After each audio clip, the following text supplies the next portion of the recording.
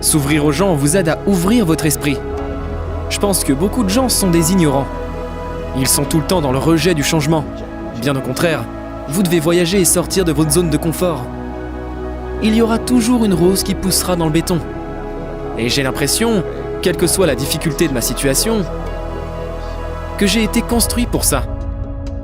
Bien souvent, ce qui nous empêche d'être la personne que nous voulons vraiment être, c'est nous-mêmes. C'est généralement nous-mêmes. En fait, réussir dans la vie, ou arriver à déménager du garage de nos parents, ou quoi que ce soit, nous consacrons beaucoup d'énergie et de temps aux apparences, à mettre en sorte d'avoir l'air d'être dans une bonne situation, au lieu de dépenser cette énergie et ce temps pour trouver une solution réelle à nos problèmes. Et à l'époque, je faisais pareil. Je consacrais beaucoup de temps et d'efforts à faire semblant que les choses allaient bien, au lieu d'essayer de trouver des solutions. C'est là que j'ai commencé à faire tout ce que je pouvais faire pour essayer de gagner de l'argent.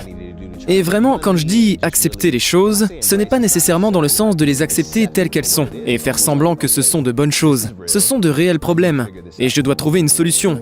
En prenant conscience de votre environnement, en regardant les gens autour de vous, vous voyez qu'ils gagnent bien leur vie. Et je n'aimais pas mendier de l'argent aux gens. Mais je respectais les mecs qui trouvaient des tuyaux pour gagner de l'argent. Dans mon cas, il y avait une station de lavage en bas de la rue. Et j'y allais pour laver les pare-brises et gagner de l'argent. J'essayais d'économiser juste assez d'argent pour passer la nuit dans un motel. Et je veux dire par là, le plus sale et moins cher motel. Mais pour moi, il s'agissait simplement de vivre dans mon environnement, voir comment d'autres personnes trouvaient des tuyaux, et comment je peux faire de mon mieux. Quelqu'un m'a appris à jouer de la batterie sur des seaux et des trucs du genre. J'essayais de faire tout et n'importe quoi pour trouver des astuces que je pourrais utiliser pour gagner de l'argent. J'ai commencé à apprendre en regardant les gens se débrouiller et en adaptant ce que j'apprends à ma situation. S'ouvrir aux gens vous aide à ouvrir votre esprit. Je pense que beaucoup de gens sont des ignorants. Ils sont tout le temps dans le rejet du changement. Bien au contraire, vous devez voyager et sortir de votre zone de confort. Rencontrer des personnes de tous les horizons. Si vous voulez construire un produit, un service ou une entreprise, et que vous voulez que ça grandisse, alors que vous ne rencontrez que des copains avec qui vous traînez depuis le collège, ça ne marchera pas. Vous devriez probablement rencontrer d'autres personnes, apprendre à les connaître, voyager à travers le monde. Et même si vous n'avez pas les ressources nécessaires pour voyager, faites-le sur Internet. Apprenez à connaître des cultures différentes, des personnes différentes. Vous êtes devant cet ordinateur. Dites-moi ce que vous voulez faire, et je vous montrerai comment chercher, comment trouver les ressources. Maintenant, il faut vraiment commencer à apprendre. Vous devez être capable de montrer aux gens qu'il y a d'autres options. Et c'est ce que signifie la propagation des semences. Montrer aux gens qu'ils peuvent réellement faire la différence. Être SDF est une chose, mais il y a pire. C'est qu'on vous enlève toutes vos affaires. Je vivais littéralement dans ma voiture. Et même si j'étais sans abri, j'essayais toujours de maintenir l'apparence que tout va bien. Quand ce moment est arrivé, c'était comme si, waouh, j'ai atteint le fin fond. Parce que maintenant, tous mes vêtements ont disparu, toutes mes belles chaussures, toutes les choses matérielles que je possédais. Jusque-là, j'essayais de faire semblant. Mais ce jour-là, je me suis rendu compte que j'étais dans le pétrin. Et pire que ça, j'avais tous les éléments contre moi.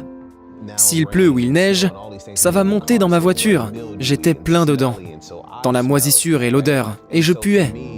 Et c'est ainsi que j'ai compris à ce moment-là que, waouh, je pensais que les choses allaient mal auparavant. Mais les choses vont vraiment très mal à ce stade. Et maintenant, je ne peux plus faire semblant. Je dois juste accepter. Je pense que bien souvent, lorsque nous traversons une période difficile, nous essayons en quelque sorte de nous fondre dans la foule et de paraître normaux, au milieu des gens, en ignorant à quel point la situation est mauvaise, au lieu de dire simplement « c'est ma vraie vie, maintenant c'est réel ». Vous avez de brefs moments d'une sorte de paix, jusqu'à ce que le prochain accident arrive. Et c'est juste la vie en général, vous savez. Il n'y aura jamais de navigation en douceur. Une des choses que j'ai remarquées chez beaucoup de gens, c'est qu'ils laissent les difficultés, les incidents de la vie et l'échec les empêcher de se dépoussiérer et d'essayer à nouveau. Quant à moi, je n'ai jamais laissé quelqu'un ou quelque chose m'empêcher d'atteindre ce que je veux réaliser. J'ai donc toujours eu cette mentalité implacable. Et quand quelqu'un me dit que je ne peux pas faire quelque chose, quand j'échoue, quand je foire quelque chose, ça ne fait que me motiver encore plus. ça me rend encore plus affamé de succès. J'ai toujours eu cette mentalité implacable. Je n'accepte pas le non comme réponse. Je n'admets pas l'échec et je n'accepte pas l'échec du tout. Et je prends toujours à cœur de ne pas abandonner, comme les roses qui poussent dans le béton.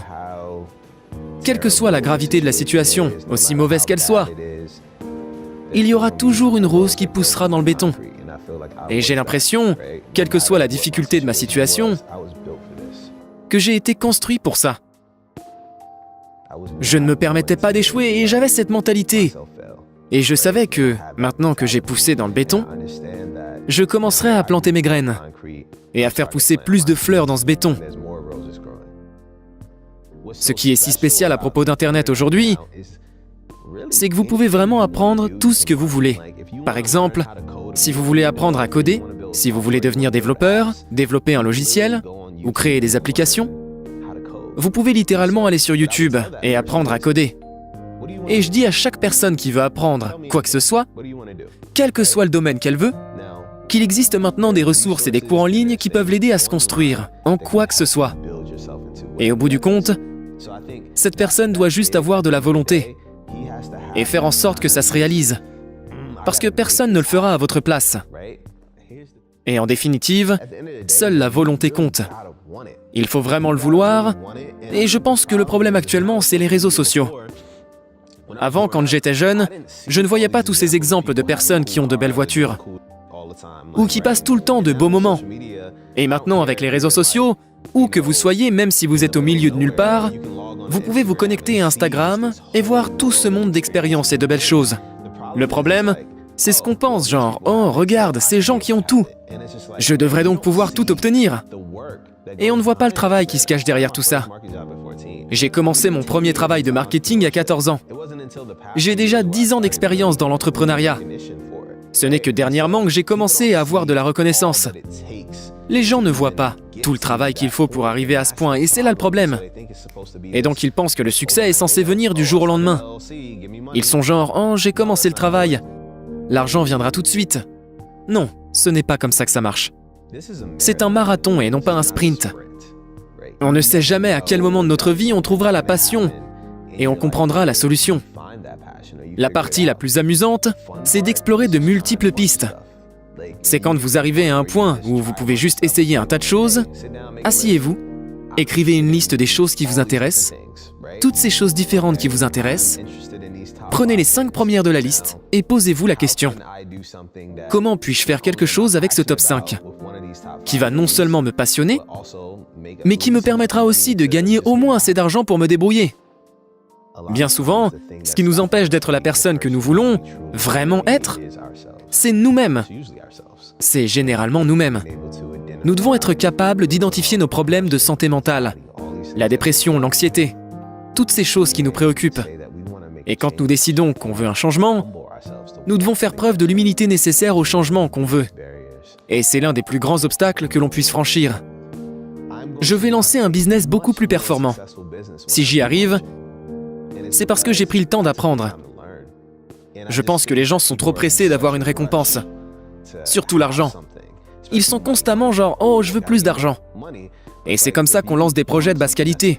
Moi aussi, même à un moment où j'avais accompli tant de choses, j'ai failli faire pareil. Nous ne sommes pas parfaits. Je ne suis pas parfait. Mec, tu sais que je fais toujours des conneries. Même aujourd'hui, je suis venu ici au mauvais moment. Donc nous nous trompons constamment. Mais l'important, c'est d'en être conscient et de se dire « Attends, on prend un peu de recul et on refait ça comme il faut ». Ce qui m'inspire, c'est pouvoir aider les gens. Si ça me permet de gagner de l'argent, c'est cool. Mais ce qui me motive vraiment à sortir de mon lit actuellement, c'est ma capacité à aider les gens. Je n'ai pas besoin de plus d'argent, je n'ai pas besoin de plus de plaisir matériel. Vous savez aussi bien que moi qu'on s'ennuie de ces choses, et qu'elles ont un bon effet temporaire, mais qu'elles ne gardent pas vraiment une valeur ou une substance. Par contre, je pense que notre vrai patrimoine est notre capacité à affecter le plus de personnes possible de la manière la plus authentique et la plus impactante. Et c'est ce qui me motive aujourd'hui. Ce n'est pas fini. Est-ce que tu aimerais découvrir les stratégies et les histoires des plus grosses entreprises mondiales, telles que McDonald's, Apple, Tesla, Starbucks et bien d'autres, ainsi que les coulisses de leur succès? Alors regarde tout de suite une vidéo de Blux Business. Blux Business est une chaîne qui publie plusieurs fois par semaine des vidéos insolites et inédites sur les grandes entreprises. Cliquez tout de suite sur Blux Business et découvrez maintenant la toute dernière vidéo de la chaîne. À demain.